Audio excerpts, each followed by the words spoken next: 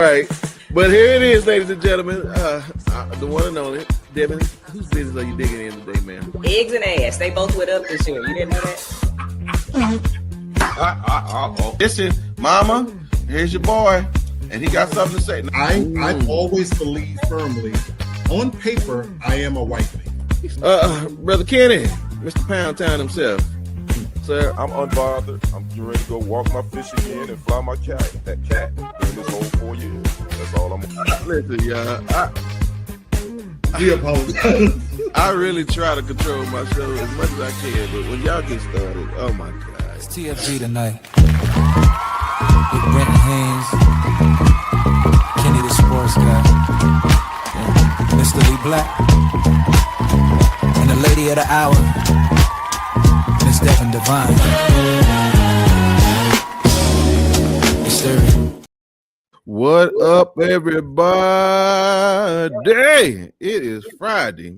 My goodness, and I'm excited to talk to y'all. I feel like I'm a crackhead because I be having withdrawals when I don't talk to y'all, man. So you know what I'm saying? I just be feeling some type of way. Everybody doing all right though? It's good. What's happening? What's happening? I'm good and hot, man. You know, Texas finna hit us with that three-digit weather here in about a couple days, man. So it's we all finna feel it. So my AC went down, and I said, well, I'd rather go down now than next week. Well, wow. I'm good. Hey, I got the shield.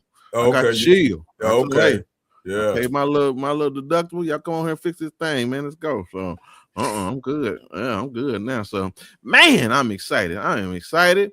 Lee Black, you back, and you back in Texas, and so everybody's excited. I am thoroughly excited. So listen, y'all, if we say something y'all like, by all means, please feel free to give us a little change in the Cash app. It's at the bottom, and we will take care of business. But we got to keep up with politics. And again, I ain't gonna keep up with Donald Trump like that because this boy is shaking and baking. And I'm telling you, he is like a pig on a skewer, and he is roasting. But I'm gonna start with you, sister. We celebrated 250, and they had a little state fair up there in DC. And they was trolling, bro. They was, I mean, when I'm telling you, them folks putting up them pictures, and there wasn't nobody there. And Donald Trump said, "You a liar," and it's the heat. And what? I mean, did you see the pictures? I saw a couple of them. I just thought it was funny. I'm just wondering if nobody knew about it. It was kind of weird to me though that like no one was there. What? So I wondered, in my mind, I was like, "Oh, they recorded this like right before it opened," because you know how people do. Like, it was just weird to me because he's got too many zombies on his side, so that was kind of weird to me. But they ain't in DC, so that's what the problem is. So you know, at the end of the day, he threw a little pep rally with him giving a big old speech, and it was just it was ridiculous. So well, again, that's he ain't got no shame, so it is what it is. But Kenny, I'm gonna give you this one. We have now crossed sports over into politics, and so listen, lawmakers got a lot of stuff to do, but all of a sudden they done found time to talk about Caitlin Clark, and they want them to investigate why these girls is picking on poor Caitlin. So I just want to know, I know politics don't have no business up in the WNBA. No, and I actually did a segment on this on TFG Sports Media as well as my Sports Hustle channel, and let's just say I have got quite the reaction. There have been a lot of comments on this, and basically people's like, what the hell are these lawmakers? Why do they even care about what's going on in the WNBA? But as our good brother Lee Black always say, the white woman is the most prized commodity of this country. He did. And this is a perfect example of what Brother Black has been saying. You got 11 Republican lawmakers basically telling the WNBA, if you don't quit these women from roughing up our prized commodity, we might have to seek the Department of Justice on you. We might have to do a criminal investigation. I'm like, you Negroes need to go somewhere and sit down, and y'all need to worry about this economy and the war in Iran. Y'all shouldn't be worrying about what's going on in the WNBA. So yeah, it's a bunch of it's a bunch of BS, and I think this just shows you how stupid and ridiculous that Congress is. Now, one of her teammates said, "Listen, y'all don't worry about what's going on over here. We got this." Because again, if they even smell like they finna do something, it's gonna be hard for the Indiana Fever because everybody gonna be gunning for them then. And then I think it's doing more damage to Caitlin if they do this. I agree. Yeah, it's gonna hurt her more than ever. So, okay, well, Lee Black, I say the best for you because listen, you have quite a few mantras on this show, and I'm gonna take one from you, and I'm gonna ask you this: you said folks are gonna get certain things out of your cold dead hands. So I'm gonna ask Lee Black, where Mitch McConnell at? Oh, you did say that just for me. Part of the reason I hope that fucker is dead. Oh wow, man! I mean that I'm saying it with my chest. It's very few people that's walking this planet that I can say I hate. He's one of them. I don't hate Mr. Trump. In some ways, I respect Donald J. Trump. He is who he is. That old fucker right there, and the damage he's done, and the time he's served, and the fact that we're supposed to feel sad now because your motherfucking legs wasn't moving when they wheeled your ass into the ambulance. Good. I'm happy, and I can't wait till they announce it and put it across CNN and full bold letters that you are dead, you fucker, you.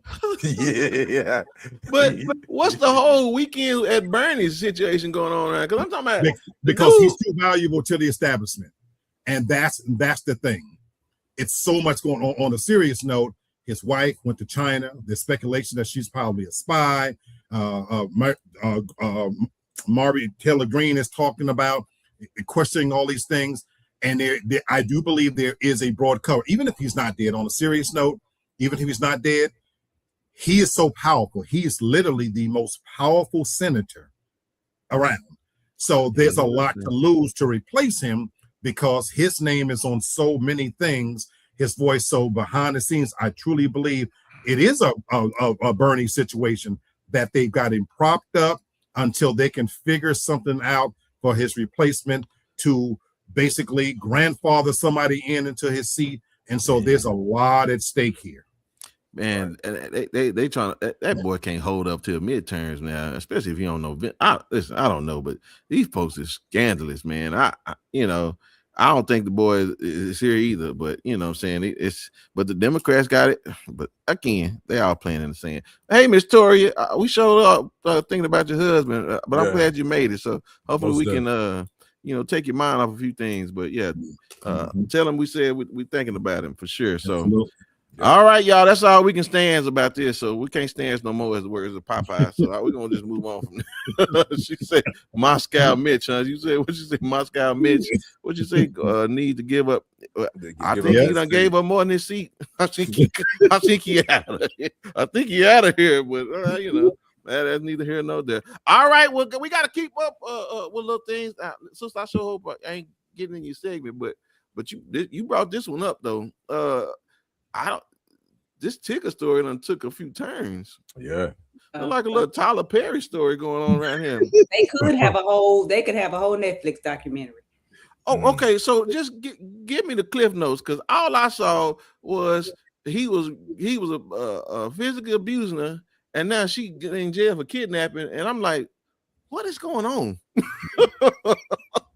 First of all, I was, I know I gotta be fair, because usually, I'm pro-woman and I don't believe in that foolishness. That's why I started with you. But this lady is a stunt queen. I was trying to hear her out until she had his phone. Yes. And she was on that ground screaming like a damn fool, squealing and screaming for bloody murder, and all he wanted was his cell phone back. And then there's somebody in the background calling him Mr. Tigger. Mr. Tigger, yeah. And all this whole dumb stuff. That was the silliest. And then to come to find out the heifer got a kid that's been missing since 2019 and was arrested in suspicion of that. Like, I don't know what's going on in the background. Clearly, Tigger don't give a damn about whoever the kid is that's missing because he got a big enough name to have been promoting for her, you know, saying being found. He has a huge platform. He ain't said nothing about this little girl being missing. So clearly he don't want nothing to do with her ass either. They need to follow up on them because it don't make no sense. On our little bitty platform, we would have said, hey, if y'all seen my daughter, right. y'all call somebody and let us know. I ain't got much money. I give you $200. Can y'all help me find my daughter? They ain't saying nothing because she's too busy rolling around on the floor like a damn fool trying to get the judge to kick him out of his house. It's a mess, y'all. My God. Oh, Lee Black, what, you got anything else to add to this? No, Lady D, you did a brilliant job summarizing that. Oh my goodness. Okay, Kenny, you a sports writer. You normally get the scoop. Anything we missing about this woman? Shoot, Lady D was on it. I'm like, yo, what the hell is going on? And then when they say kidnapping 2019, who's the kid? Is that Big Tigger's kid? Is that a kid from a previous relationship? It's her kid. Okay. Yeah. And then the other thing, like Brother Brenton, who was recording her theatrics? It was her kid. Had to be her friend. Was it their kid, her and Tigger's kid, or just her? I think it was her kid because his kid wouldn't call him Mr. Tigger. You're right. Okay. They would have said daddy or something. I don't know. Yeah. I don't know.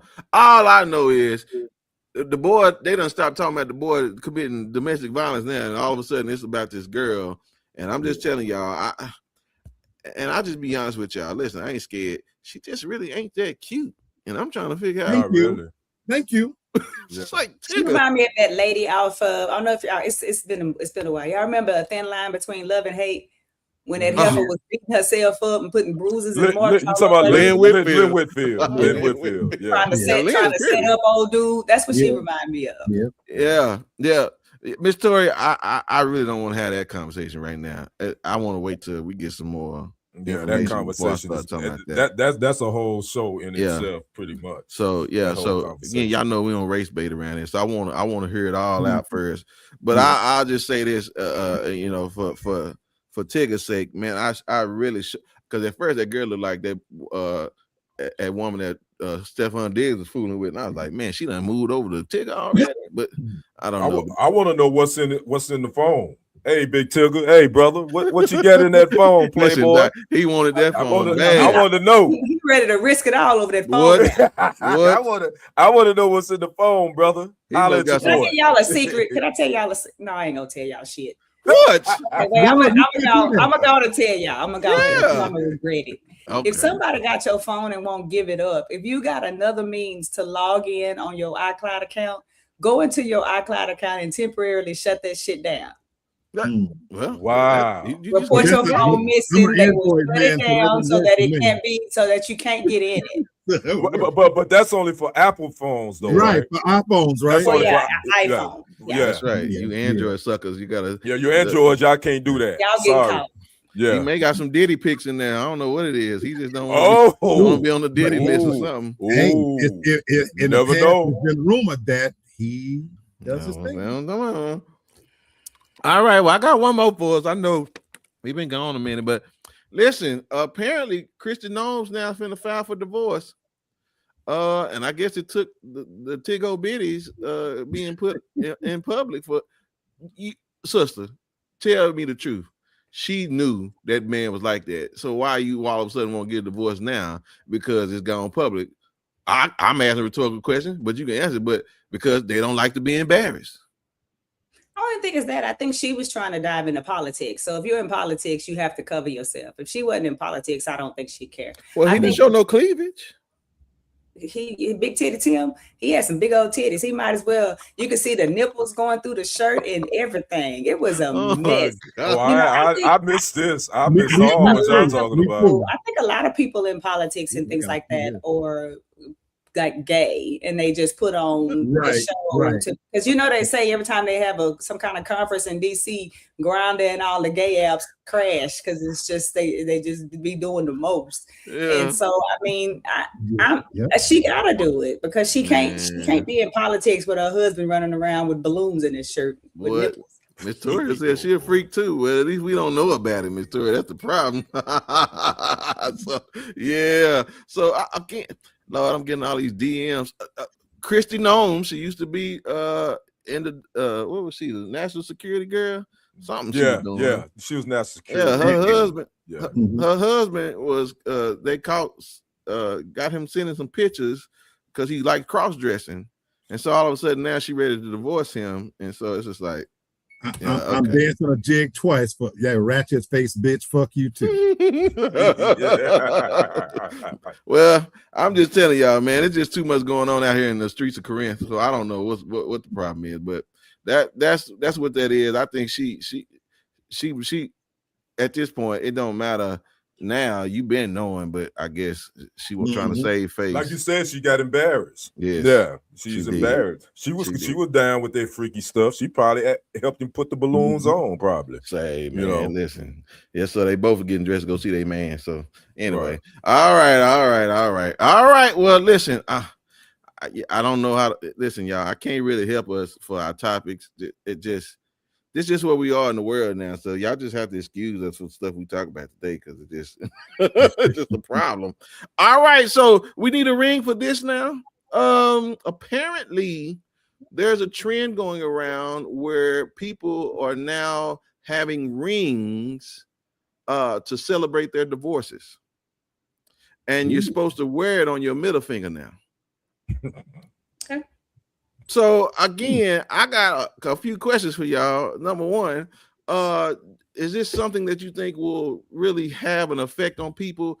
I mean, because they're making it sound like this is something that's amicable, but I think it's kind of petty, right? Because again, especially if I'll start with you, Black, with this one. If you were dating a girl and she had a ring on her middle finger and she said, "This is my divorce ring," how long y'all gonna really be dating? Because it sounds like you ain't over this dude.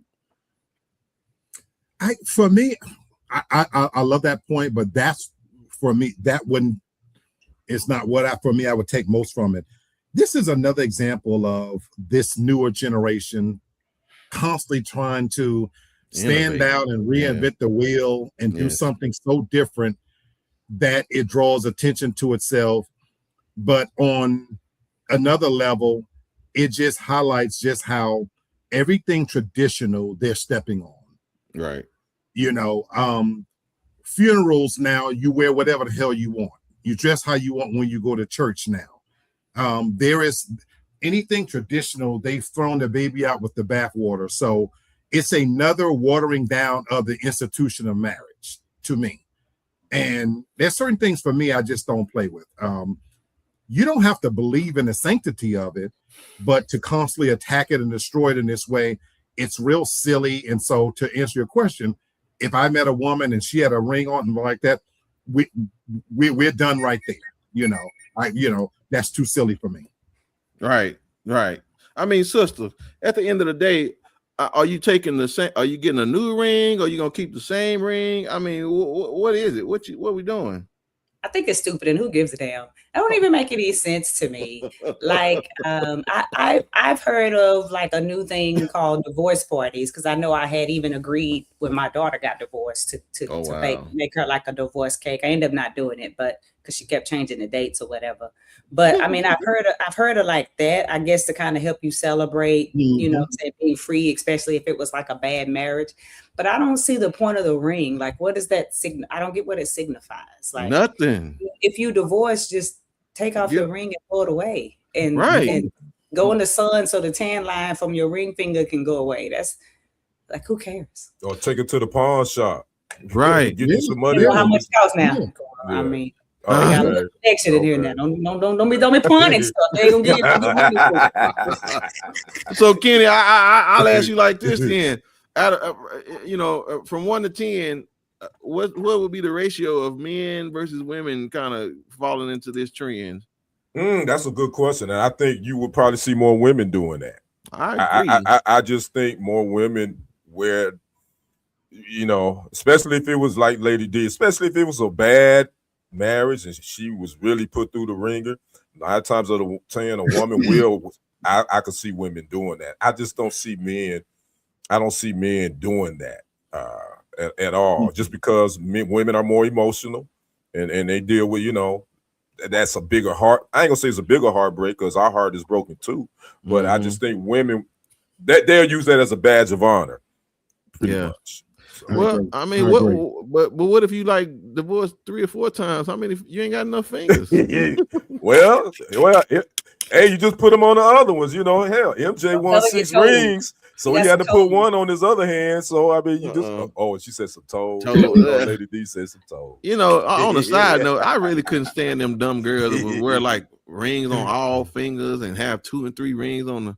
I hope they never bring that back. That was so stupid to me. So, but anyway, all right. Old men do that.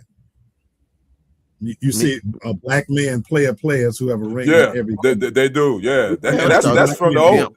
That's from the old school. The pimps used to do that. Yeah. I just didn't understand. But the girls would have it on the thumb, and I don't know. It was so dumb. And then they would just look rotted. If a man wear a ring on his thumb, he's probably. Thank you. Well, there you go. When I was in the Bahamas recently, there was a dude that walked around looking like Mr. T. He had multiple rings on all his fingers. He had on multiple chains, a medallion. I'm like, where the hell are you going? And why you gotta wear every goddamn thing you got? Like, it's don't make any sense. Hey, you should have told that sucker we in the 2020s, brother. This ain't 1970. What are you doing? I'll be back to the costume store. He got stuff walking around and looking like a fool. And all his clothes were like big, like name brand, like Louis Vuitton all over his outfit and shoes, like logo. Yeah. The punishment they should bring his ass to this triple degree heat. Hey. I guarantee you'll be taking some of that ish off. Lady T said Tinkerbell. He a Tinkerbell. I ain't heard Tinkerbell in a long time, Lady T. Listen, I don't know one man Lee Black don't think got a little No, just teasing.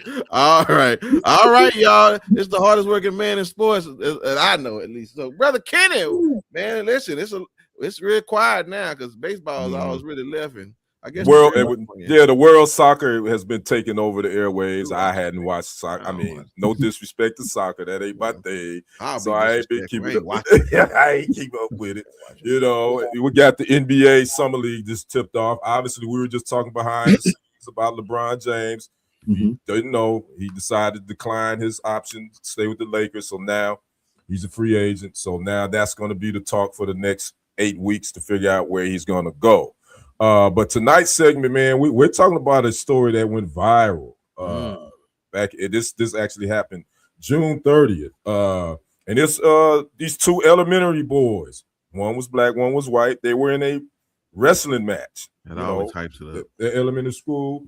And it got a little bit intense at the end. And I just let's roll the video first, and we'll come back and we'll talk about.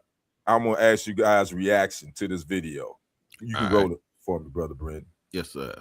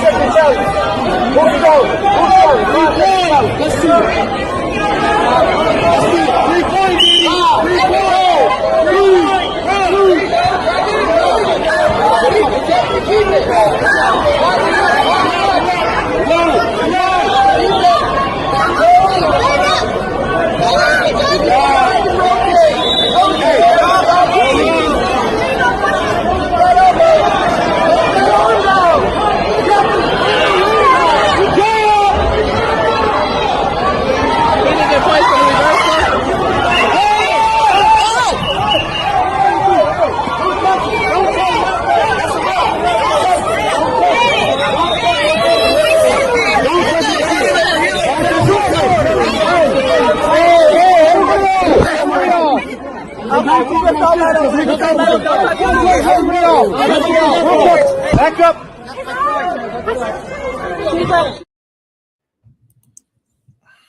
That's the referee's fault. Now this video, has it started a tense online debate. I got this from Atlanta Black Star, where the racial bias was motivated this white mother to grab the black boy, or was she acting as an overprotective mother? That is the question, Lady D. Your thoughts? Well, my son got an overprotective mother too. So we would have been two fighting protective motherfuckers out in there, because you snatch on mine, I'm snatching you. I ain't worried about your son. You knew that little motherfucker was soft before you brought him out there. You knew he couldn't wrestle nobody. Who you think he gonna wrestle? 3-year-old girls? You knew his little punk ass couldn't do it before you brought him out there. They gave him every advantage. He started off on the little boy's back and still ended up getting his ass whooped. If you knew his little fruity ass couldn't do it, you shouldn't have brought him out there. I would have got her. I ain't gonna lie to you. I would have got kicked out that game, probably banned from the stadium that day. They wouldn't have let me get to her. I can promise you that, because they just real y'all. We're gonna leave it alone. But I would have tried. I have no issue with what you would have done either, Lady D. I get it. Brother Black, one commenter said this particular incident was not about race. It was basically she didn't want her son to lose. He was about to be pinned. Do you agree with that, or do you differ? It's hard for me to know, because Lady D makes a great point. I have seen certainly parents, get involved. It happens on the football field, basketball field, whatever. I wish I knew more, and I wish I knew more about the community, and I wish I had a little bit more insight into what was said, what comments. Having said that, I'm 1000% with Lady D. Every action deserves an equal reaction. And I'm agree with Lady D in the sense. Oh no! That is he on the hotspot too? Oh, go. No, you froze for a second. Go ahead. Okay. Yeah, I'm sorry. So once the parent got involved, it merited a response from another parent. And I don't care if I'm a man. What I hate where we are in society now is where we are allowing the person in office to have emboldened a lot of these people, when I would have socked that bitch out. Period. Even if I had a wife, whatever, like Lady said, we would all been. The moment you crossed that line and you got involved as a parent, now I'm involved. And then we can figure it out all afterwards. But right. I grew up with a simple rule: you don't put your hand on my child. Right. Yeah. I definitely agree with that, and again, that has been the key point on a couple. I was reading some of the comments, like, first of all, you the adult, you don't come in there, you don't touch nobody else's child. Yeah. If you was really seeing your boy getting his ass tore up, you should have grabbed him and got him out of there and took him to safety. That's what you should have grabbed. But okay, that's just I give my little 2 cents on it too, brother Brenton. This is the question everybody was going to ask. In this commenter said, do you honestly think that she would have felt comfortable grabbing a white child that was beating her son? If that would have been a white child beating her son, would she have grabbed him? Yes. I don't see why race is even relevant, because again, at this point, that's the hype. Again, I'm with Devin.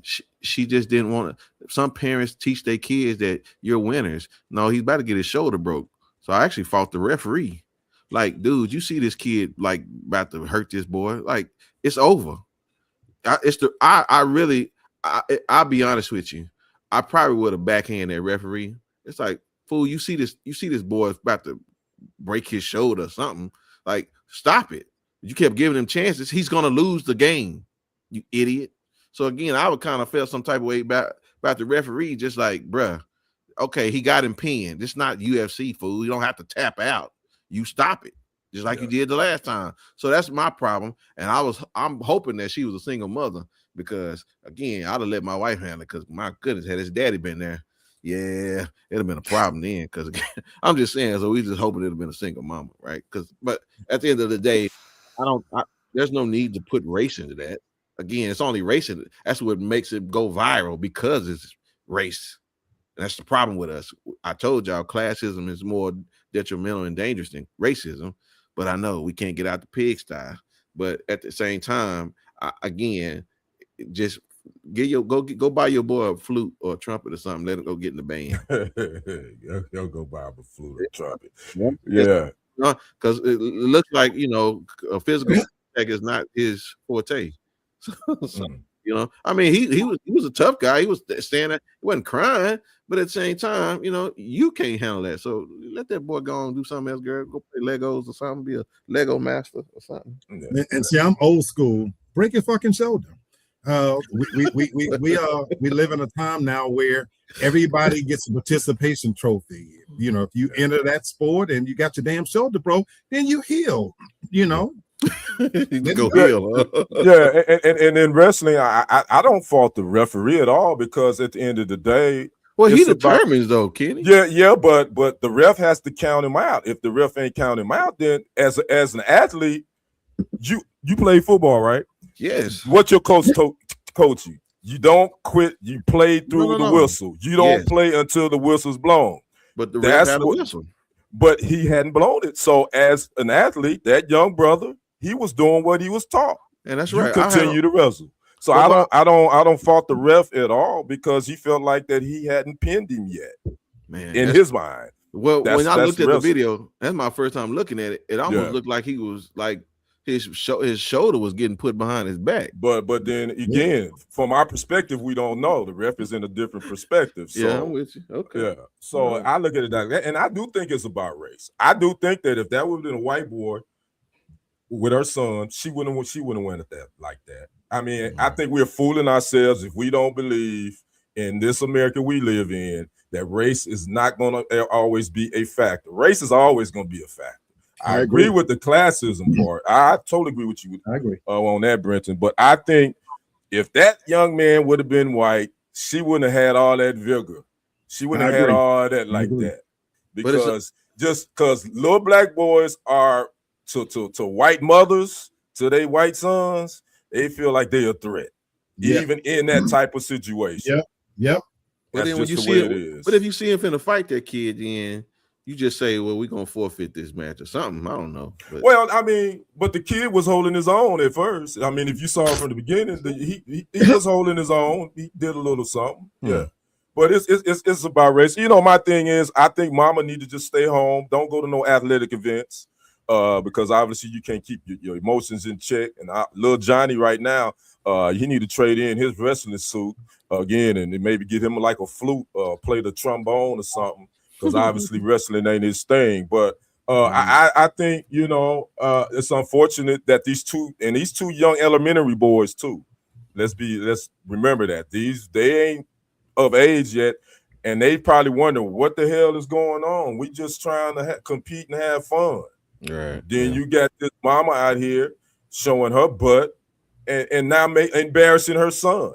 We're not even talking about that. He's embarrassed now, because guess what? Little Johnny gonna go to school tomorrow and say, "Oh, your mama came out there because you was getting your butt whooped. Look, your mama had you." You know what I mean? So then your mama got her ass whooped. You see? That's yeah. We don't know if mama got her ass, but she probably did. Lady T says because of the mother, he would be kicked out anyway. So again, it's unfortunate, but you know, this the times we live in. So that's my sports segment for tonight. Back to you, Brendan. Yeah, man, appreciate that. You know, when you brought up soccer, the only thing that interests me is when Trump tried to get that boy to come back and they got blown out. Oh yeah, the red card, yeah. Bruh, I said Trump just done guy. He just can't get out of people's way. You know, Donald Jerome is ghetto. I'm telling you, bro, and he always losing. I would have wished he would have just stayed out. And if you're gonna lose that bad, but you give an athlete a reason, man. Them boys was more focused than ever, and that just. I'm sure he just wish he just had never just got involved in that. I was for that black boy. I mean, man, my stomach hurt. I can't. Nah, bro. Yeah. That to yourself. So, all right, y'all. Well, listen. I'm gonna introduce another segment. You know, when the stuff come up, we'll talk about it. You know, I do have an expert conspiracy theorist here, so I'm sure he's well versed in all the conspiracies. But I want to know with some of the stuff hitting the internet if this is conspiracy or not, because there's a lot of stuff going on with AI, man, and they really like pricking at the brains of the idiots. And so, but I just found these a few things are really intriguing. So I wanted to ask you guys, do you think this is a conspiracy or not? Apparently, the 8 hours of sleep were created by a mattress brand in 1938, and you have believed that lie until today. So apparently, it was no need for us to have 8 hours of sleep. This was some type of marketing ploy. So apparently, this article says you don't need 8 hours of sleep. For 200,000 years, humans didn't sleep 8 hours in a row. That number was invented by a mattress company in 1938 called Simmons. I know Simmons mattress. It says before that campaign, says the average human slept in 2 shifts. Historians call that biphasic. I guess it's biphasic sleep.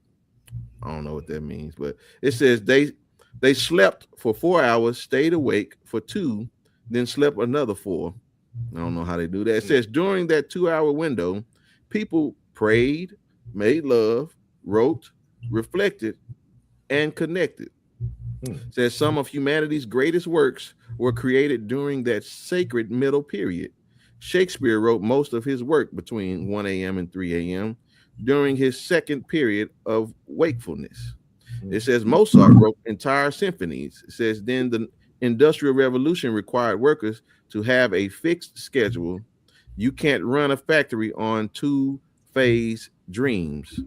It says then they hired a psychologist named Dr. Nathaniel to test whether 8 straight hours were the biological standards. Sister, you got your medical degree. Is that conspiracy or not? I never think it's a conspiracy because sleep doesn't even matter if you lay there 8 hours if you don't go into REM sleep. You have to go into your deepest level of sleep in order for it to be effective. And from what I learned in school is you only need 4 to 6 hours of REM sleep to feel rested and to be able to perform, the way that you should. The problem is very few of us go into REM sleep, especially because of stress, and especially if you drink or take meds, it's just hard. But most of us, I don't know about y'all, but most of us, if we got waking up after 4 hours, we up. It would be very difficult to stay up for 2 hours and go back to sleep. You would just be up. And then that's also 10 hours that you're taking just for sleep. So that's BS to me. Like, you gotta be unemployed to be able to function like that. But I think it's 4 to 6 hours of deep REM sleep in order to have an effective rest. I mean, Kenny, listen, you can hit me with one of them power naps and I'm good. So, I mean, I don't know, conspiracy or not. I think it's conspiracy, and I'm glad you brought up power naps because I'm on a total opposite end of sleeping that most Americans do because I work overnights. So I'm up when most people are asleep, and then I'm asleep, or at least I'm trying to sleep when most people are up. So, and I normally don't, me personally speaking, I normally average 5 to 6 hours of sleep. That's I've always been like that. So I don't know about this 8 hours. I've never slept 8 hours consistently. And like Lady D says, I'm sure I wasn't in a deep sleep. So I think it's conspiracy. I think, I'm cool with 5-6 hours of sleep. Yeah. Now, Lee, I will say I thought about you when I was looking at this study because they were talking about the 2 hour window, the 1 to 3. I said, well, that's when you putting them out at that time. Absolutely. You're supposed to be beating their back in at that time. So, I don't know. In my younger days. Okay. And that's germane to the point I'm going to make. I think both things can be true at the same time. I think on the one hand, I could absolutely see a marketing strategy from a business perspective where a mattress company comes up with a great idea and it sells. That's how we sell things. That's how we sell magazines. Women go by a stand and they see 10 ways to please your man, and that it sells magazines. Now, at the same time, I agree with Lady D's medical diagnosis in that REM sleep and the importance of that. And I also agree with my brother from another, and that, I'm on that same spectrum. I go to bed every single night at 3 to 4 o'clock in the morning, every single night, every single night. Wow. Without fail. I stay up to 3 or 4 o'clock. I do my best TV watching from about 12 to 3. I purposely reserve my best things I want to watch in those hours. It's dead night of quiet. I love that time. Having said that, you have to factor in now, this study is built, it's done in a vacuum. This is a classic example of how the lengths that white people will go to do a study rather than work a real job. Somebody right now is studying why fucking rocks do the things that they do. White people are famous for having a longitudinal study about the importance of sleep and climbing a mountain and the effect that it has on the wind and this, that, and the other. They would do anything so that their hands could be soft as baby shit. And the truth of the matter is there's a lot of external factors that come into play that we are not taking into consideration. Sure. Lady D pointed to one of them. The stress factors, the life cycle of white people versus everybody else is different. If you look at the actual life cycle of how long a black man and a black woman live, it's much lower than, because they have built-in advantages. From the moment that we're pushed out of that hole, we're fighting to be a black man in America in 2026. Every time we walk out that door, we're dealing with external factors that when we make it back, that's why we got to smoke something. We got to drink something. We got to do something like that, where a lot of them are playing golf and, they don't have the stress factors that we have. So to Lady D's point, it's a hell of a lot easier to lay down and get REM sleep when you ain't worried about rats crawling on you, getting put out your house and shit like that, and the cost of food and the cost of gas and how you going to get to work the next day and how you going to feed these raggedy ass kids around here. And, whether or not the stuff like that, they don't have those factors. And so you have to factor in all those external circumstances in there. So for some of us, you goddamn right, we need to sleep a whole lot. You right, well, Brother Black. I know some professional sleepers now. Listen. Oh, you know what? Oh, lady, you a professional sleeper? Okay. I can sleep. I'm gonna get my nap in. I don't give a damn if I woke up at noon. I'm still taking my nap at 2. Y'all can kick my ass. My God. I'm telling you, listen, I know somebody, and I don't know how they do it, but they just getting started at 6 hours. Really? They just getting started at 6 hours. Wow. And I just can't do it. You could hit a nap at 3 and they still can go to bed at 7. Dang. I just don't understand. I said, I don't get that. Listen, I ain't gonna put my one, but I got a kid now. I don't even understand. I don't even know. I'm trying to figure out how they ain't made an imprint in their mattress. You don't see them all day. Rip Van Winkle, huh? And it's like I said, you just like, man, they gonna be up all night, and you still hear them in there. I'm like, you need to go find a job in some type of sleeping, because the level. You telling on somebody, you telling on somebody. Oh, he already let it slip out. I heard it. It almost slipped. I didn't say their name. I just said it just slipped. Crazy. It almost. You going up there trying to. You was just asleep. Okay. All right. Well, shout out to all the professionals. I guess y'all do y'all thing. And she said she's one of them. So I don't know what y'all be doing. Y'all ain't that stressed out, honey, because y'all can go get it. Talking about y'all need beauty. Let me move on to this. I just feel like I'm missing something. I think that I'm wasting the day if I'm sleeping 8 hours. I just think that because I got to be up doing something, me personally. So I can't just be laying in a bed. I can't do it. I can't lay there. No, man. That's I just feel something bad sometimes, but I get over and do the same damn thing the next day. You do it again. You do it all over again. I do it all over again. And then rubbing my feet together, minding my damn business. Rubbing your feet. That's it. Yeah. Jack, man, what's up? Thank you for coming. Hey, what up, Jack? What's happening? He said, "Work hard, but incredibly smart." Yes, sir. Got to. Yeah. I've done that for the last 8 to 10 years now. I don't play that stuff no more. Oh my goodness. So again, y'all listen, y'all don't be trying to think something wrong with us now because we only sleep 4 hours. Shit.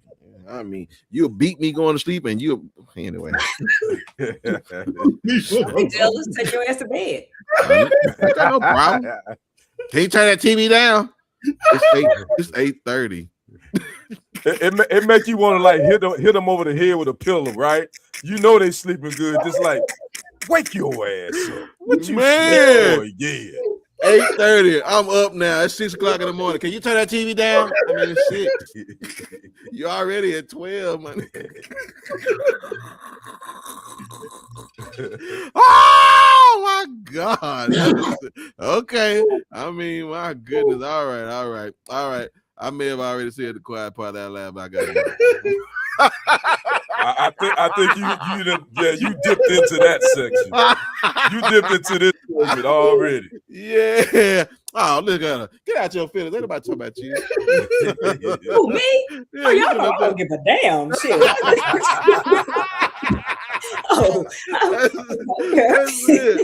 That's it. So, man, what you doing on vacation? I'm mad because I'm hosting a party tomorrow and ain't no damn nap. Oh, yeah? You hosting? What y'all eating? Oh, nothing, because I'm tired. We just do hot dogs and hamburgers. I know that's right. Oh, man, for one of the grandbabies. You all right. Okay. That's all the grandbaby report. Okay, well, listen, y'all. Now listen, Somebody popped in the chat. Somebody popped in the chat. It don't matter. It do matter. I'm grown and I speak as I please. Yeah, all right. Listen, keep that same energy when we get off this show. Listen. When they say we hit dogs gonna holler. So see, keep that same energy when we log off. Steven Jackson, he said, sadly, I just started taking a vacation. Oh, did you? Man, you better catch up. One of my staff members gonna say to me the other day, I know they was being shady. Talk about, Miss Devin, I wish I had your work-life balance. I said, bitch, you can. You got PTO. What you waiting on? Oh my goodness. Okay. Well, listen now. I am just a facilitator of conversations. And I pride myself on having conversations. And so again, this is just a conversation. And all I'm doing is I'm saying the quiet part out loud. So I have a question. I mean, not a question, but gentlemen, I just want to get your thoughts about this. So ladies, when men, and again, not all men, but I'm saying when most men are talking about they want a freak in the sheets, most of the time they're really referring to your engagement and your initiating. Not so much as they want you to do all the things that they see on the TV and all that, but we really, when we're talking about a freak, we're literally saying we want you to initiate more and be even more engaging. Great. Is that a fair statement, fellas? I agree. I agree with that. I agree. I think that's fair. Okay, what you got to say? I mean, I can't really say because I'm not a dude. I don't know what y'all mean. I mean, what do you hear? What do you hear when you, as a woman? Yeah, how do you receive I'm that? thinking you're not so reserved. That's what I think of when I hear you're less reserved. You're willing to try more, do more. Okay. So then, what's all the pushback? Ain't nobody got time for that shit. You know what I'm saying? Like, who finna be doing all these acrobats and all this other stuff? That ain't what he's talking about. That's what you receive. And for what? For you to do me dirty anyway? I know women who stuck toes, assholes, and earlobes, and they still get, Don't nobody give a damn. You better figure that shit out. Yes, I dream about it. Ain't nobody doing all that. and unfortunately, that's most men are not. They don't want to have that like that because again, you've been doing that to other dudes. So no, I'm just telling y'all. And then ladies. if I come out with a new trick, a new stunt, you gonna say where I learned that shit from? Like you say Chat GPT. There you go. That's what you tell them. I'm just telling you, I'm trying to help some folk in their relationships now. Listen, ladies, it's just you don't have to sit up here and act like you gotta, be a porn star. Just Right. initiate and yeah, and be involved, participate. Act like you want to be there. Yeah, don't act like it's an obligation. I'll even go a step further. I'll go a step further. Saying. I'm in the game 2 decades, so I ain't having this conversation like that. But we get tired of asking. Ooh. We get tired of asking. Ooh. we Sometimes we should won't stop.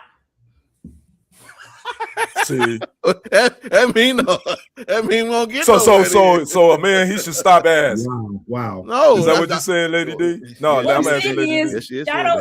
I mean, if you want to keep you want to throw a hint because you don't want rejection, I get what you're saying. So you're gonna say you're gonna stop throwing hints, and then you're gonna be asked out. That's your dumb ass fault. If you want it, you gotta say something. Closed mouths don't get fed. So why would you stop saying it? I agree. Okay. Because I just told you the freak in the sheet is initiate. That means without prompting. You made that up. I ain't never heard that. That only makes sense to me. Did you just hear the man just say yes? I heard what you're saying, but initiating,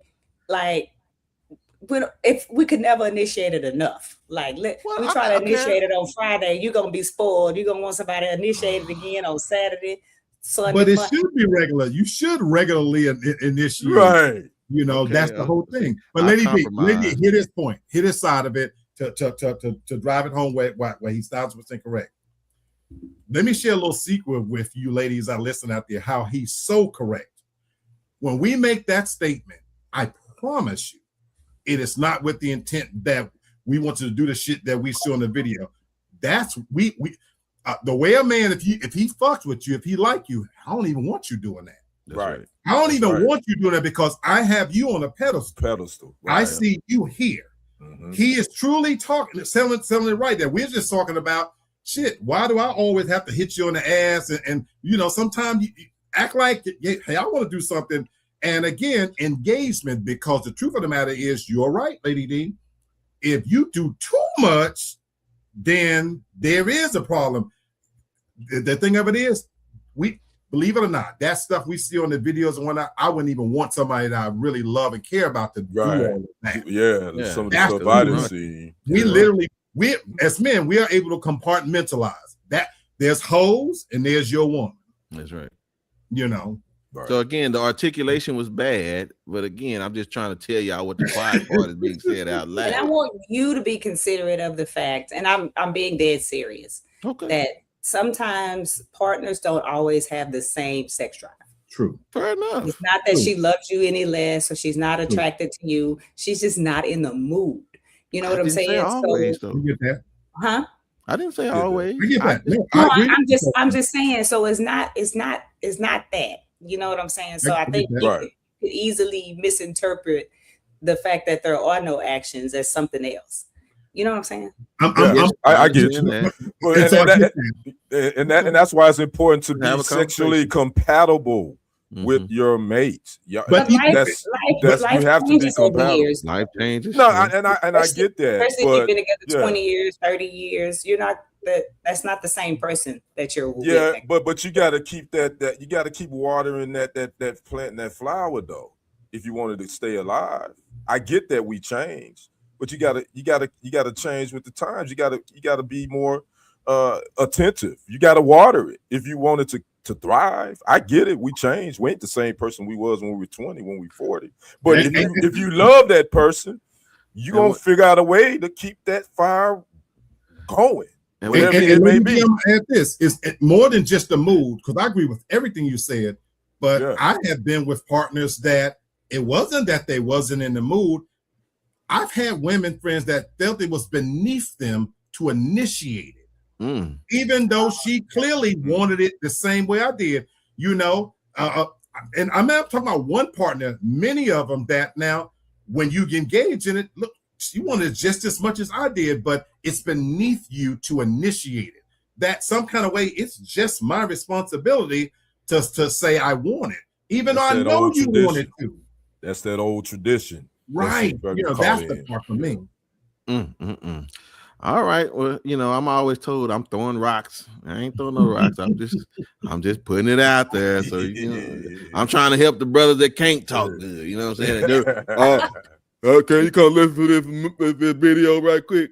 Yeah, I'm just trying to help y'all, bro. Just trying to help y'all. What'd you say, Steve? Steve say I can with my woman. It just a look game on family. Yeah, 99% of the time we'll talk, but it may not be that. Okay, that's what's up.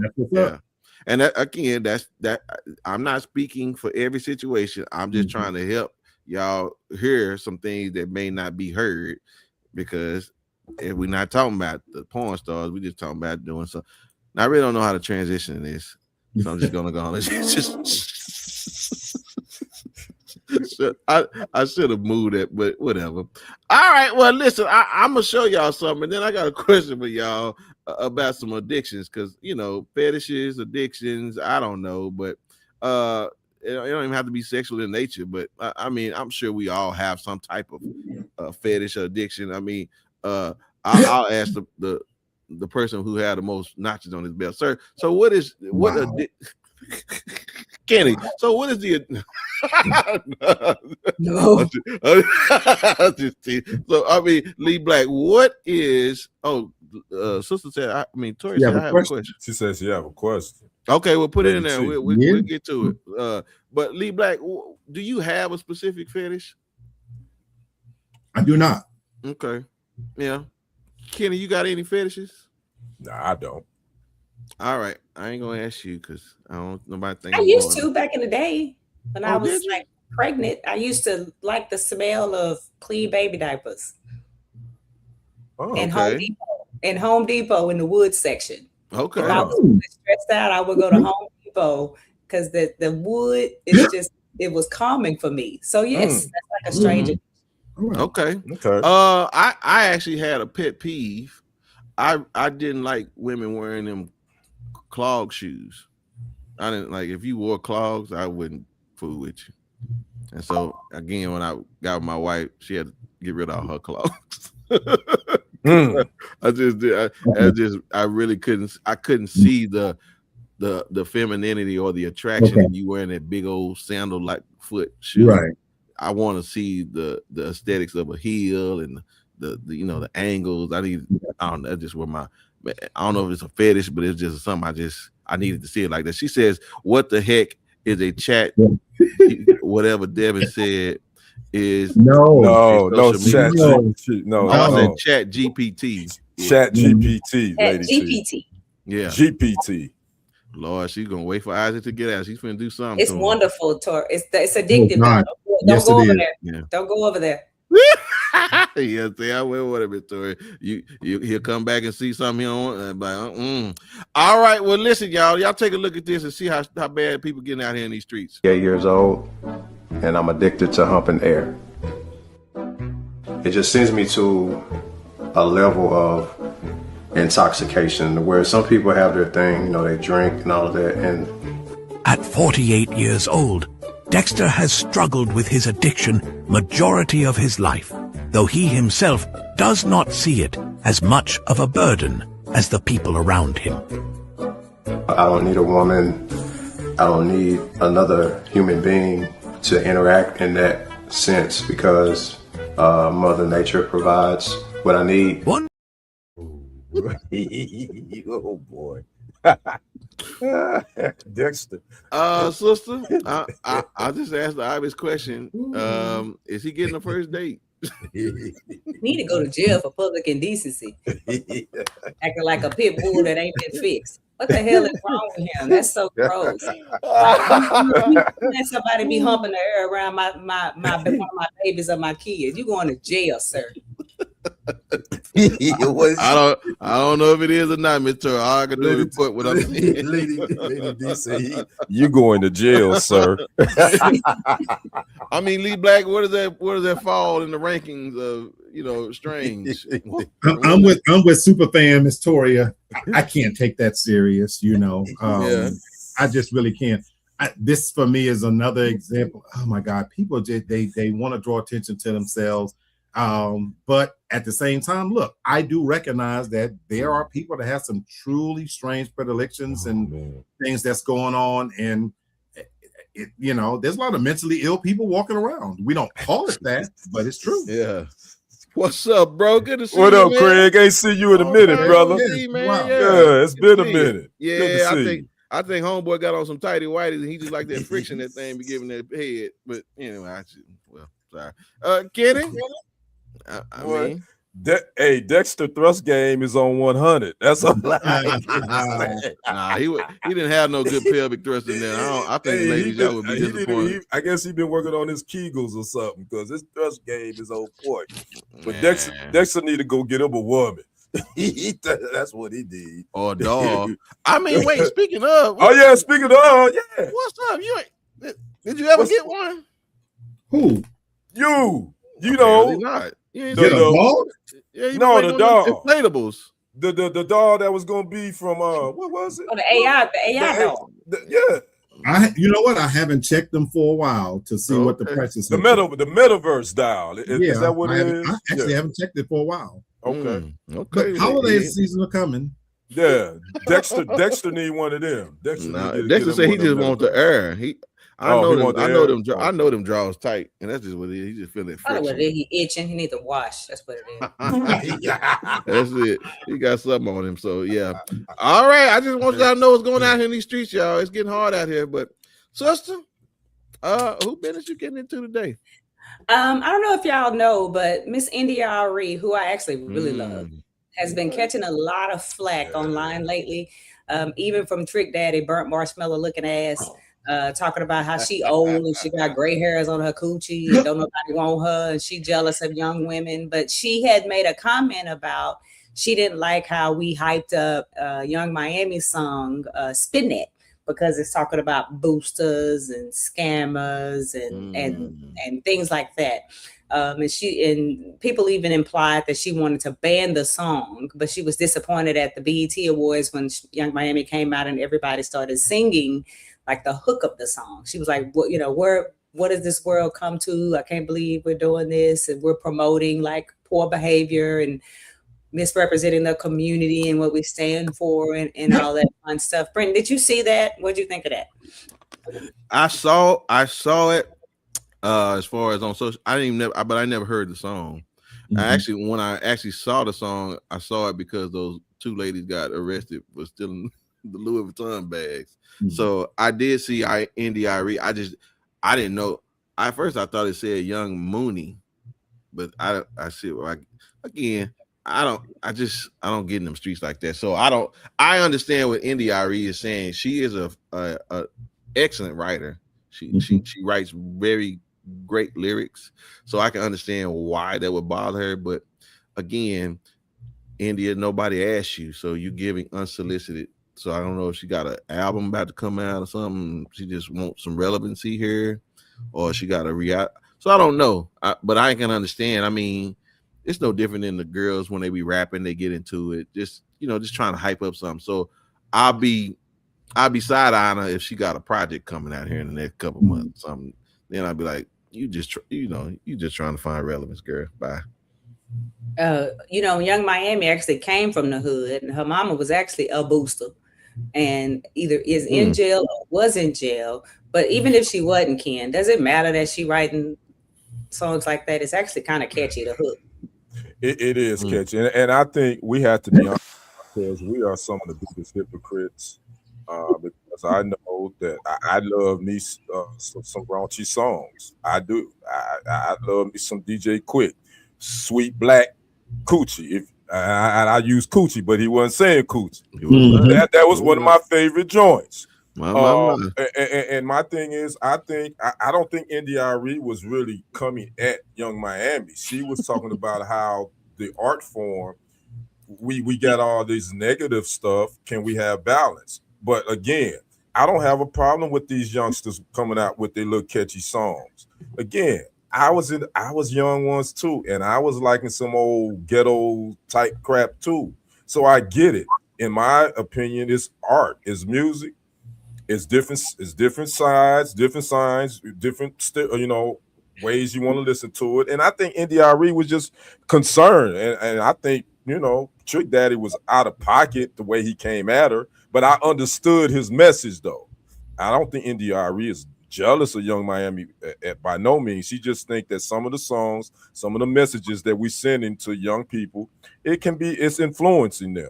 But also on the flip side, again, I was young once too, and I like me some ghetto hot mess too. So I get it. You outgrow it eventually.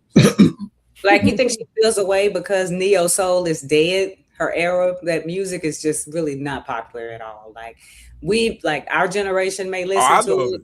Yeah, that's what I'm saying. Our generation may listen to it, but I just don't think it would ever catch fire like a Young Miami or a Cardi B track. What do you think? No.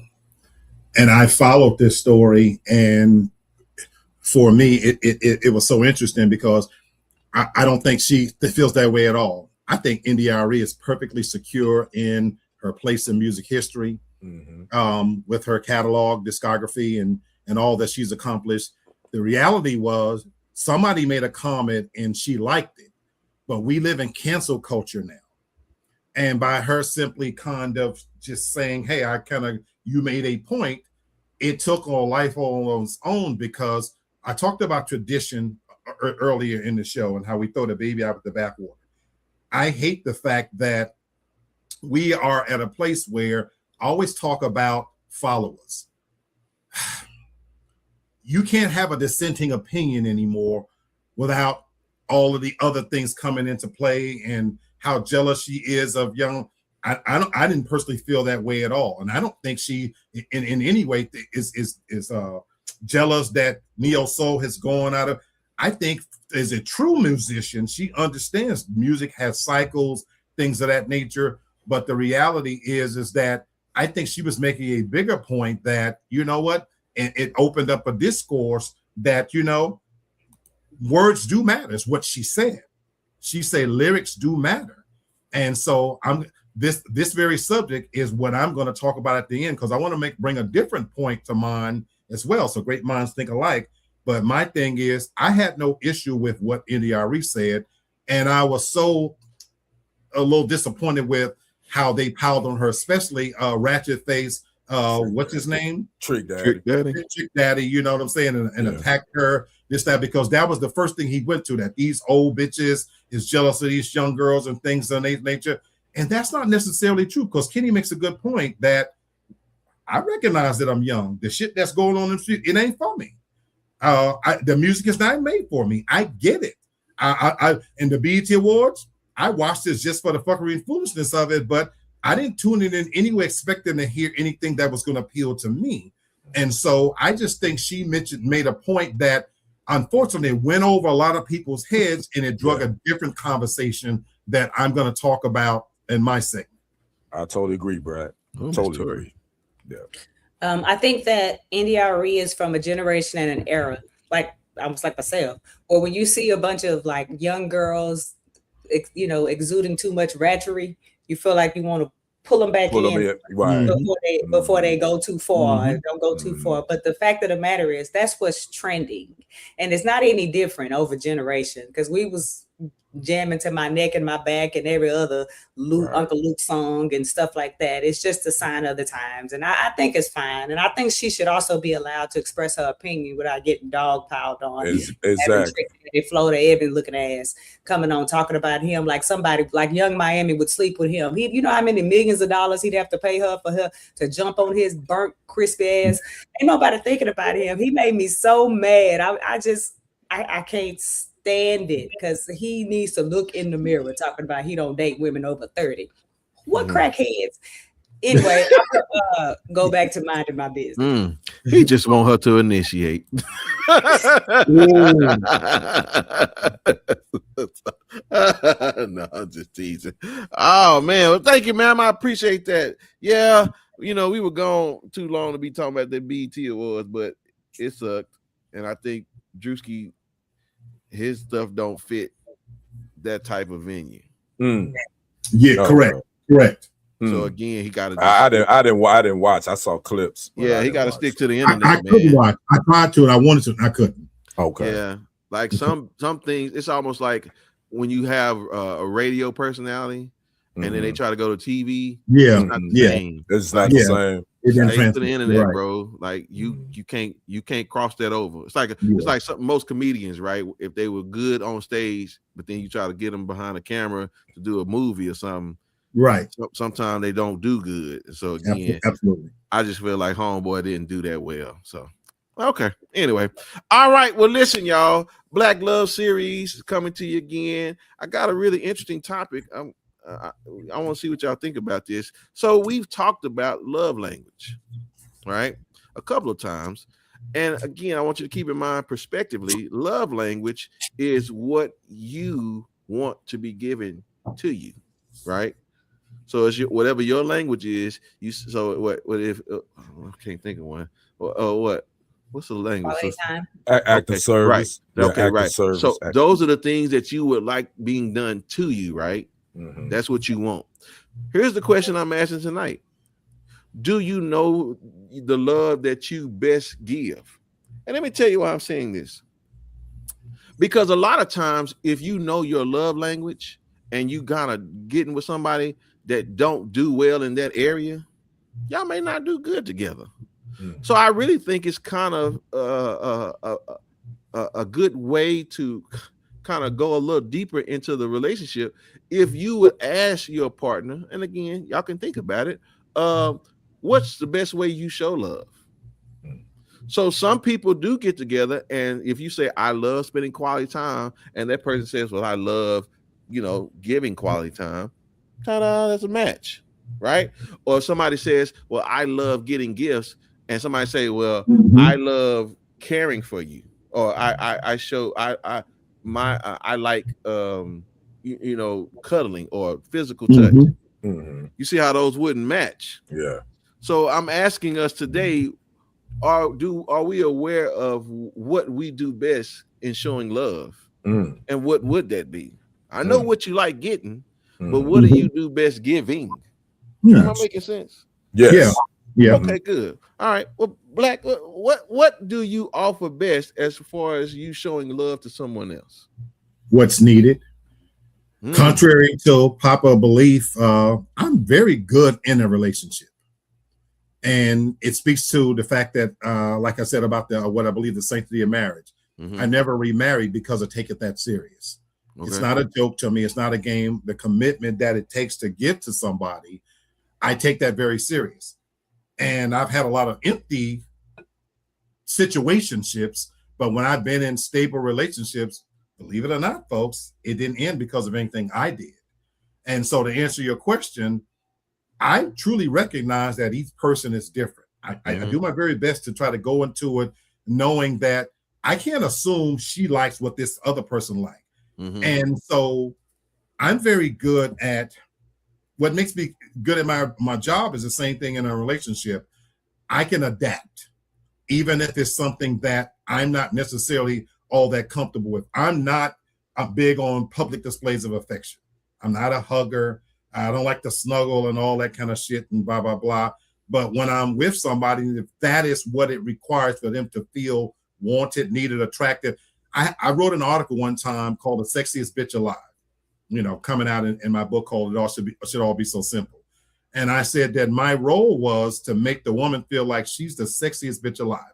That if Janet Jackson, which was from my era, walked through the room, that she knows that I'm not even looking at Janet. And so whatever that person requires, if it is gift giving, I love to give gifts. I'm actually cheap with myself, but I actually love to give gifts.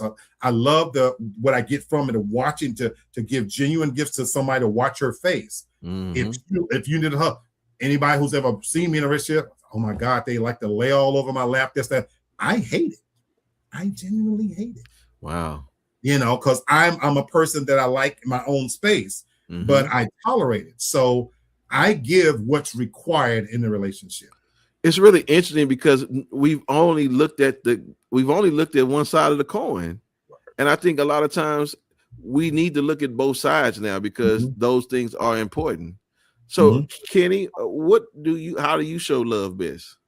Act of service, and that's what I like. I mean, my thing is and you like doing it, and you like I like making sure that the woman I take care of things for her that she may not even know I paid attention to, and you know what I mean, knowing things that she likes. This is what she wants or she needs to have taken care of.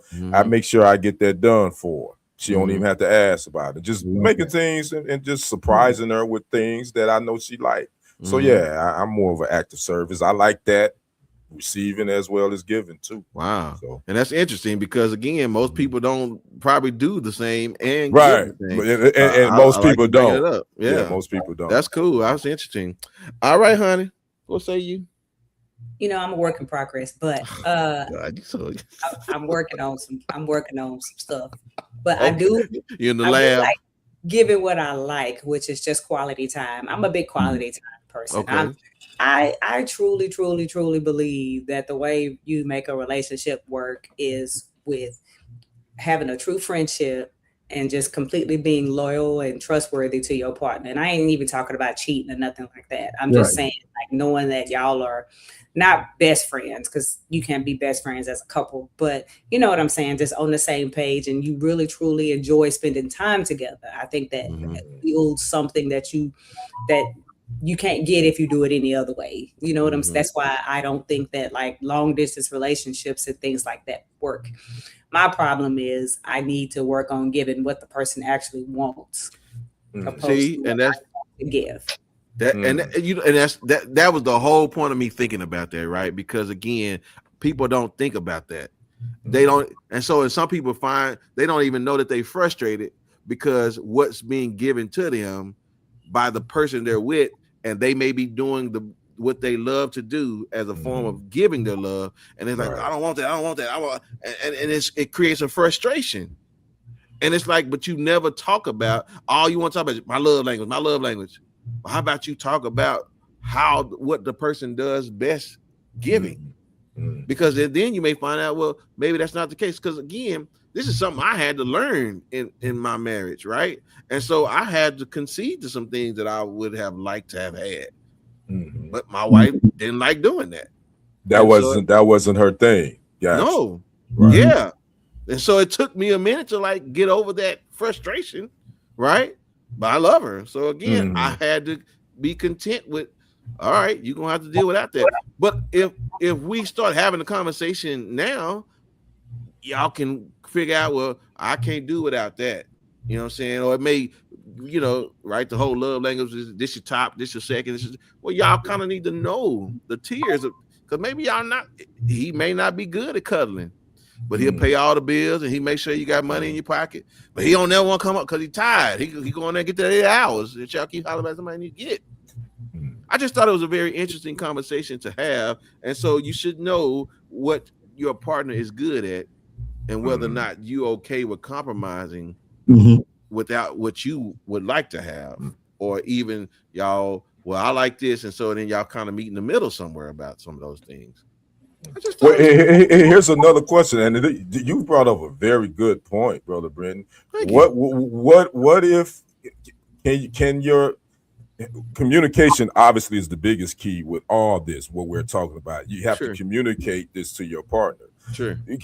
Can you get to a point where maybe you're lacking in that area?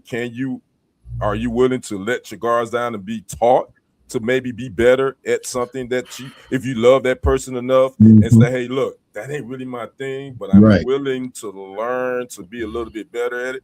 Is that kind of the compromise that you should come to? It can possibly sometimes, but I'll push back with you one time. So, right, if you are giving gifts, like Black say, but the dude you with don't make a lot of money, then what you do? You know what I'm saying? It's like, he can't give you what you want, right? Because again, He don't make that much money. But then here's the problem. Then you subliminally start, you got to work more. You need to do this, but you're not telling them why. Right? You know, you just putting all the pressure. Man, when you gonna make that's all you bring home? Then you want to dog him. Well, tell him that your love language is you like getting gifts. And he only bringing enough to do the bare minimum. Either you're gonna be okay with it, or so it's a lot to talk about. Well, then that way he can become a little bit more creative too, because you can still give gifts, but that's think outside the box and be a little bit more creative. But that's where the compatibility is so important on the front end, because too many times we as men are guilty of this. You have a woman who she makes good money, she treats herself well, as she should. Now we come along and promise her the world, knowing we can't deliver. Can't afford it. Knowing we can't deliver. Yes. Now you think that once I've got her, that I can taper down. And there's an old saying: "How you got that woman, you have to keep that woman." That's right. And so that's where on the front end you have to be careful that you're choosing somebody, especially if it's long term. Look, if you're trying to snag this bitch for the night, I'm gonna tell her that, you know, that I work for Microsoft, I'm a billionaire. But if you're trying to get on some serious tip, you know what I'm saying, you have to be honest enough to tell her, look, I can't buy you that kind of purse. We can't go and every night and eat out at Ruth Chris and this, that. I can't do it. Yes. I want us to use both sides of the coin.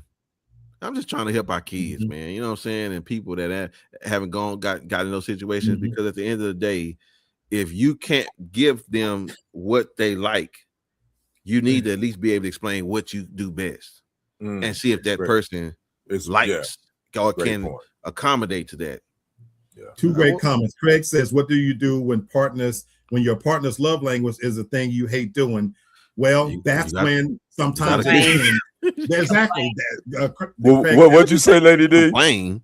You complain and complain and complain. No, thank you. No, and then which brings to Sherry's point, you know, and so that's non-negotiable. You sucking some dick. You know what, Sherry? I ain't never took a break on a statement. This is a test. This is only. You know, we almost made it through the whole set without Brittany. Sherry. This ain't no language. It's a universal language. Everybody needs to speak. Thank you. That might be a man love language. He's shit out of luck messing with me. Well, at least we know what your husband compromises, honey, because that's it. Like giving, yes, not doing it at all. Don't get on me, family. We ain't gonna get on you. And guess what? If he stayed, there it is. He's accepted what he is. You're right. He's adapted. He's adjusted, and that's what we're talking about. He's adjusted. Craig, I would shoot the deuce again. I would have a conversation. Yeah, and if they can't adapt, or if that's not again, and Devin, I know you saying it tongue in cheek, but that's real. They'll start complaining. Yeah, right. That's true. To me, here's my thing, and I'm not gonna get all in my own business, but if I'm transparent with you in the beginning, I struggle with this. This is why I struggle with this.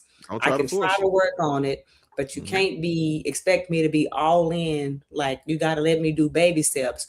But then baby steps annoy you. You don't like the baby steps. Well, then look it out. Then just like it. Right. You know what I'm saying? Right. And that's just kind of how I am. Because if I'm giving you reason behind it, and I'm telling you when I come in the door, I ain't misled you. I ain't nothing. Right. You know how sometimes we get in relationships and we know we're gonna change this person. We can make them change. Right. And I always change people. Right. You know, and I don't normally let y'all into my business, but I'm gonna tell y'all because I think this is really important. From the moment I met my wife, and I don't really want to get emotional here, but I told her I hated driving. I told her. I said, I hate driving. And you know what she said? I'll drive, baby. I drive from here to there. And you know what that nigga don't do no more? She won't even drive, man. I gotta ask, are you driving today? You can do like me and get something to drive you around. Well, that is true. And she don't like me turning that thing on. You take that thing off of there. Well, I don't want to drive. I want the thing to drive for me. It's just getting too close to the car. Okay, I don't understand. That's so. So again, I feel your pain, brothers and sisters out there, because I've been having to do it for a long time. Great conversation. I appreciate y'all. I really hope that people go in here and start doing more of the work of not only just giving people your love language, but being able to tell you what they do best in showing love. And then y'all see how that works out. Miss Tori would say, stop it right now. She don't. We went to the store earlier. I thought you was driving. Okay. All right. Thank you y'all so much for entertaining my thoughts. I appreciate it. All right, y'all. He's here and he got a lot. Hold on. Yep, sir. You keep digging a bigger hole for yourself, sir. Get him. Okay.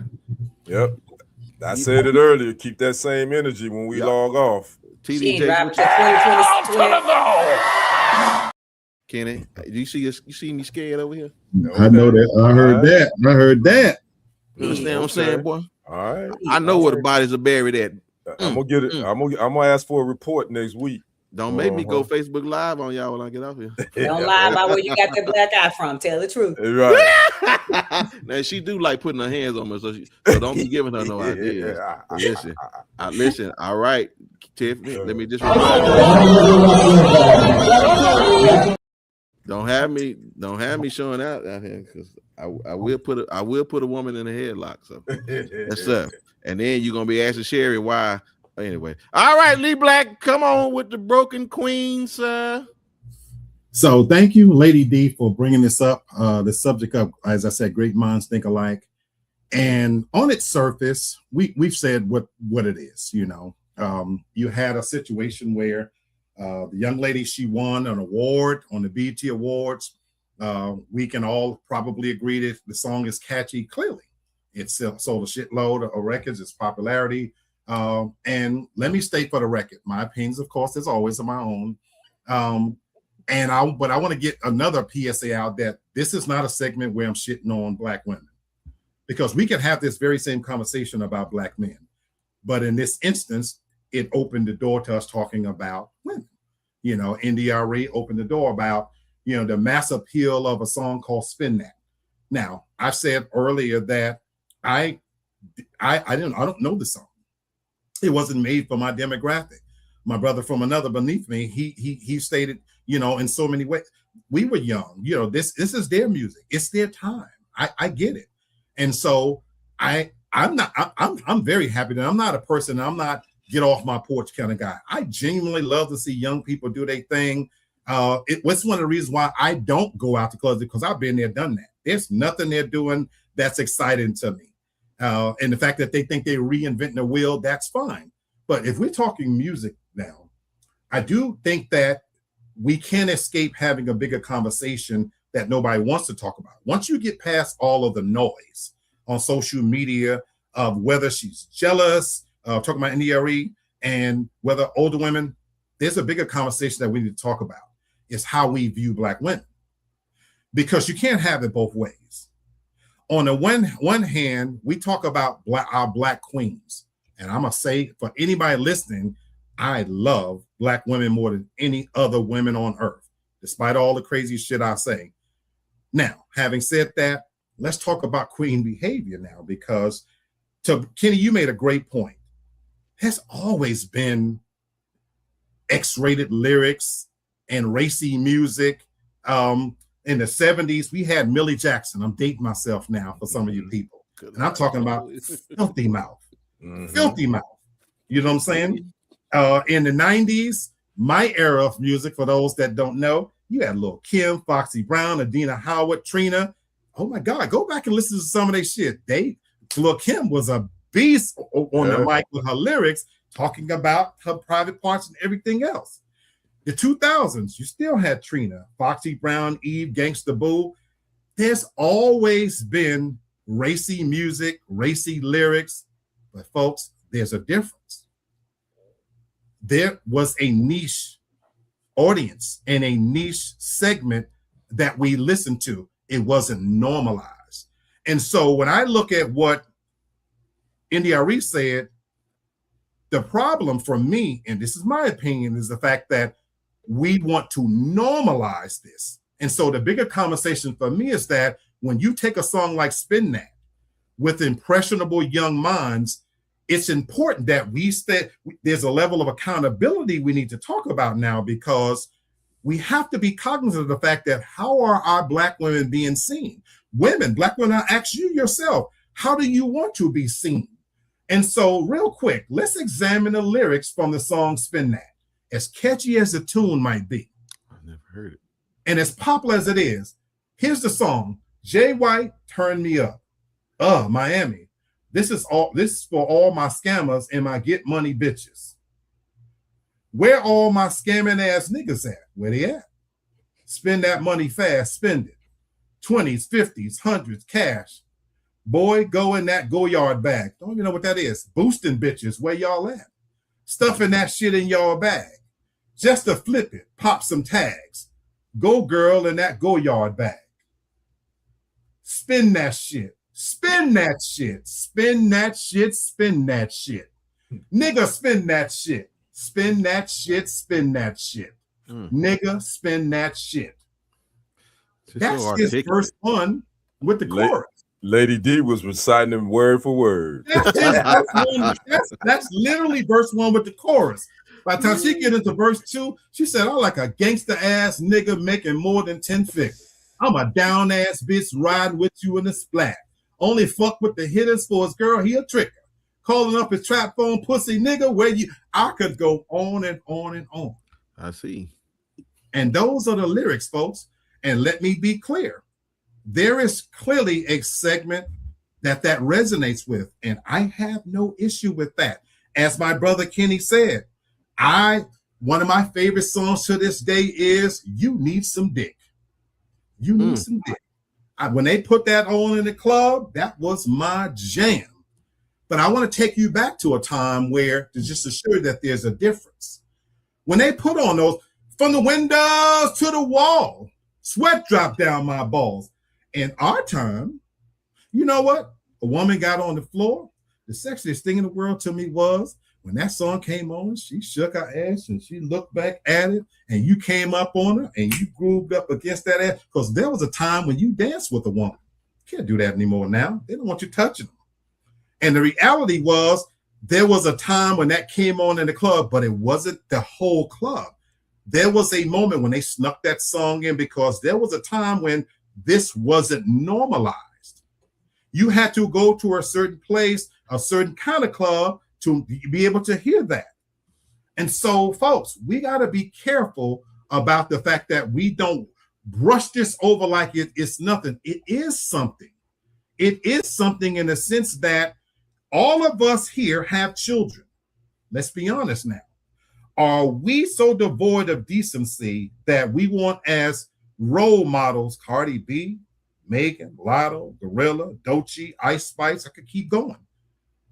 Forget the fact that they're rich and they're famous and things like that. Let me be clear, folks. These people, they don't even want to be role models to themselves. It's the reason why they try to reinvent themselves at some point. And you have a Megan Thee Stallion think she could adapt and get a mainstream boyfriend, and you see how bad it ends, because whether it's fair or not, I've been saying this my whole life. Yes, men do it. We could sit here and point examples to shit that Nas has said, Jay-Z has said, and a host of other men have said in music, and it's not whether it's fair or not, we're men. I'm not saying it's right, but the reality is you can't wear both hats. Dave Chappelle had a comedy routine one time where he said about if a cop, if somebody was walking along and a crime was being committed and you saw somebody with a hat on and a badge, you say, hey, go stop because he looks like a cop. You know, and if the man said, just because I'm dressed like a cop don't mean I'm a cop. And the punchline to the story was when you see a woman with her titties all mushed up out of her top and her ass is hanging out, well, if she dressed like a hoe and has on the attire of a hoe, that's what we're going to assume, folks. It doesn't make it right, but that's the reality. And when you go and not just in America, we have a major traveler here, right here. It's sad that in other countries, this, that, what the thought process is of what when they think of Black women, and I truly hate this for my sisters, my ones that want to be known as queens, because the depiction that gets shown is with the dress hiced up and standing up on tables and hunching and doing this and that and fighting and this, that, and the other. And so when you have songs like this that come out and win these major awards and it's being celebrated, I just don't want to lose sight of the fact that NDRE did have a point that words, in fact, do matter. Because when you think about behavior coming from a queen, there are 15 things that I looked at. Tori, you would love this on ChatGPT. They listed 15 qualities of what a queen: self-respect, confidence, grace under pressure, kindness, integrity, emotional maturity, wisdom, leadership, compassion, humility, resilience, accountability, supportiveness, self-care, and purpose-driven. And I just want you to now take a look and put that song under a microscope and ask yourself, what part of that song exudes any of that? And so while you have every right to celebrate yourselves, and if you want to glorify tricking and hoeing and stealing and everything, shake your ass. I probably would shake my ass to it too. If you don't give me some pussy off that song, it will make it into my rotation. But don't you dare try to convince me now, though, that it doesn't matter when it comes to how we see you. And so, my queens, something is broken and it needs to be fixed. Well, thank you, brother. I don't know how many, I don't know if the ladies are gonna thank you, but thank you. Hey, yeah, that's it. So. All right. Well, listen, y'all. It is final thoughts time, and I appreciate everybody. This is a very informative show, man. I have to do a lot of digesting on some of the things that we said. And honey, that hot spot held up too. So it definitely did. Yeah, that hot spot held up for sure. Telling you learn something new. That's what good money and phones do for you right there. So, all right, just a little inside joke. Yeah. All right, y'all. Well, listen, y'all know how we do. If Kenny got to go first because he can't go behind these other two comedians because he won't make it. All right, sir. Thank you so much for joining us. Give us your final thoughts. Want to thank everybody for tuning in. I know we've been kind of in and out. Well, because again, at the end of the day, we all four of us, we got lives and we do other things. But one of the most important things we do is we want to make sure we come here and entertain you and inform you at the same time. So that's definitely very important to all four of us right here. So Lady T, definitely praying for Brother Isaac, man. Yeah. Hopefully, for his healing.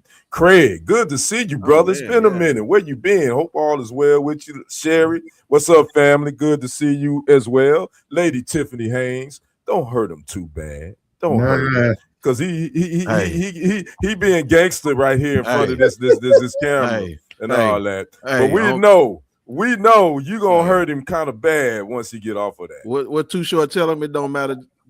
Okay. See, he talking real big and bad now, Lady Tiffany, but we're gonna see. We're gonna get an update next week. We're gonna see what's happening. My final thought is, man, I the love you give, that was a great segment because Brother Brendan, I really had never really thought about. I think we're so selfish. We always think about how can we receive what we want, but are you in a position to give what you receive? So I think this puts something on our mind, especially men, because men, I'm talking to men. We can be freaking selfish when it comes to what we want and not thinking about what our lady want, whomever that may be. So that definitely put something on my mind, and it gave me something to think about when it comes to choosing a mate. If she ever comes again, I would definitely put that in my mental Rolodex and remember. Yes, sir. From that conversation that we just had. And before I get out of here, I got to say, Donald Jerome Trump, I know Brother Black said he can respect him, he like him, and the only person he hates is Mitch McConnell. I can honestly tell you, Brother Black, I don't give a ish about that knucklehead Donald Jerome Trump. I hate, and I will say this, I ain't never liked him. I ain't liked him before he became president because I thought he was a front. I thought he was a racist before in the 80s. So for all y'all that see this, I ain't never liked Donald Jerome Trump. And I'm not gonna ever like Donald Jerome Trump. And if the thing come across that scroll at the bottom that say he done kicked the bucket, I ain't gonna lose an ounce of sleep. Matter of fact, I'm gonna get 8 hours of sleep because I only sleep about 5 or 6 hours. I think I might sleep like Rip Van Winkle. Y'all wake me up in 100 years. All right, that's my final thoughts. Thank you, old man. I mean, hitting us with all the old ones. Yes, sir. Thank you so much. All right, ma'am. Always a pleasure. Thank you so much. FYI, a Goyard bag is like a brand, like Gucci or I figured, but I never heard of it. And it's ugly. And it's just a waste of time. But I think with it being catchy, you know what I'm saying, you can kind of start a trend of selling Goyard bag, getting people to start wearing Goyard bags or whatever. Public announcement. Next Friday, I will be in Puerto Rico on a family trip. So y'all pray for me because we're taking all the kids and two additional. And so y'all, it's gonna be a tough one for me. So y'all pray for me. And that means we off, right? Gotcha, lady. Yep. And as far as love languages, like you try to make an effort to meet your partner where they are, as far as what they want, what they need, and how they want it.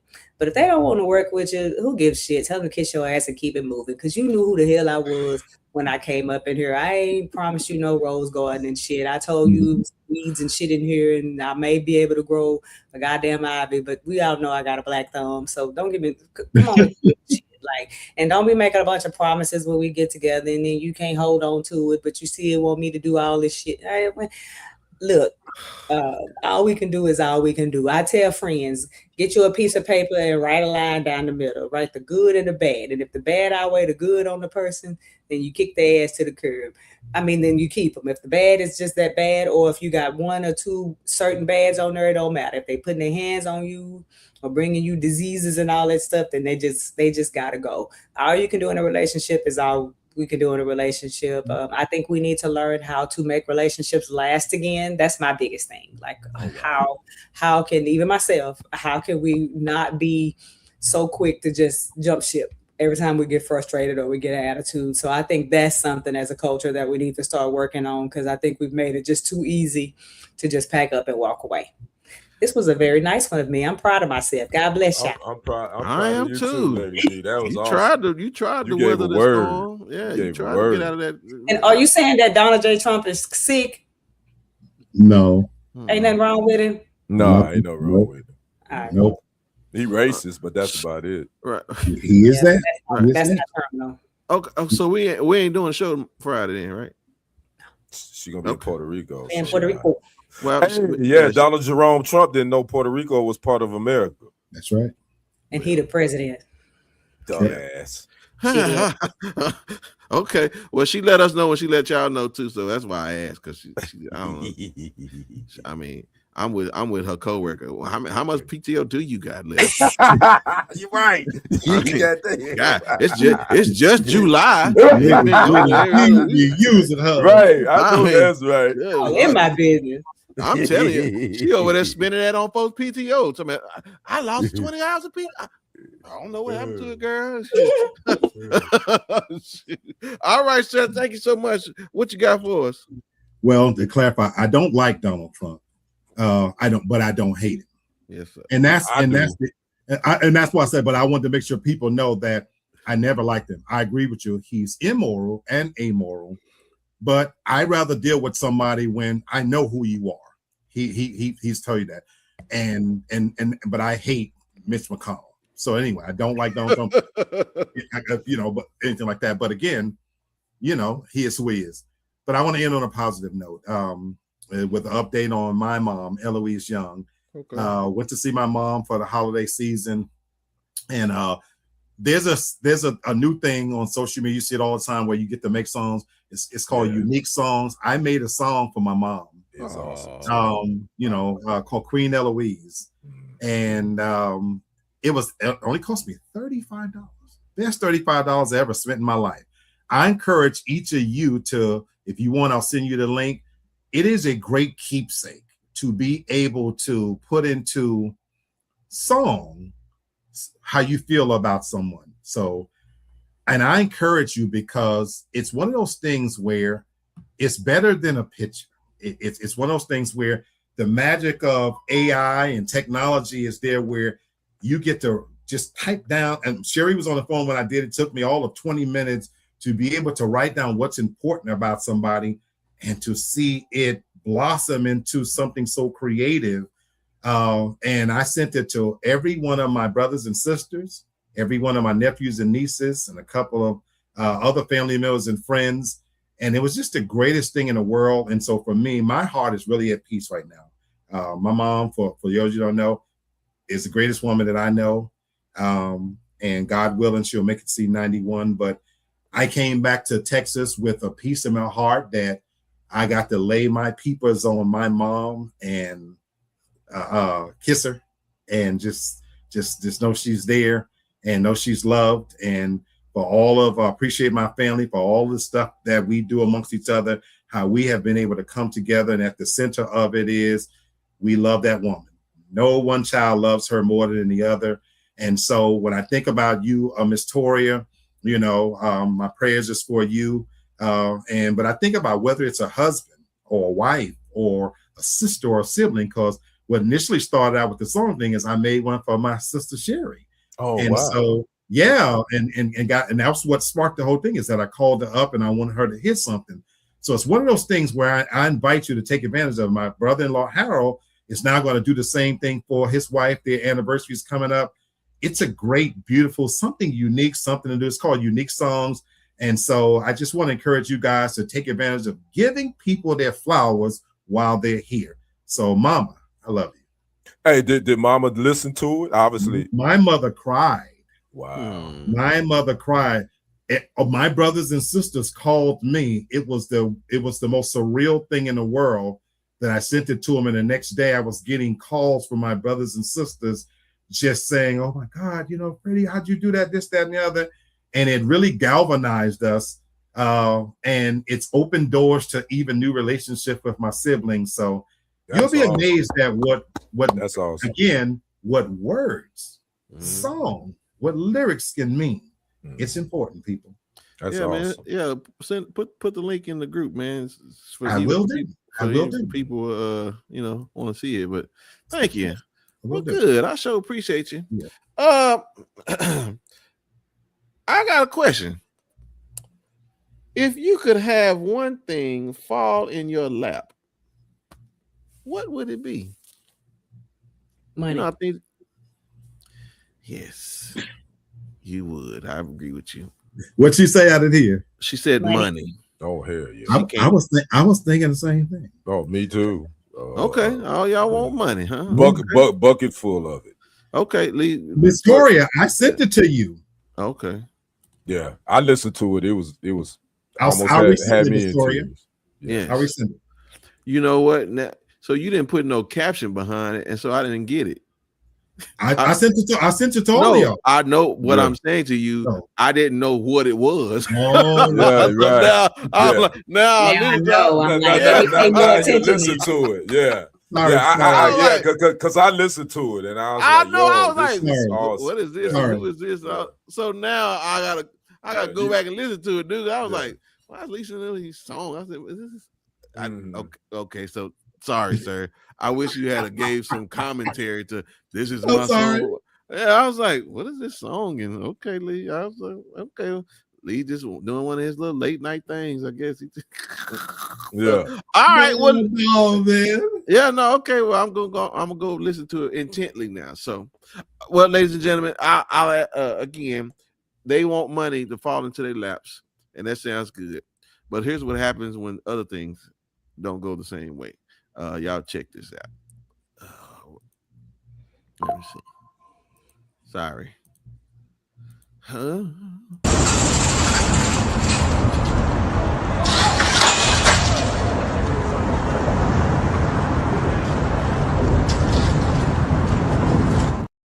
He's about to get PAID. Where the hell did the gate come from? That's he was the guy was closing his gate Oh, So I'll show you one more time. I know it was kind of big. He about to get paid. That's Well, all I know. I think he had a used tire shop, so I don't think that's gonna work.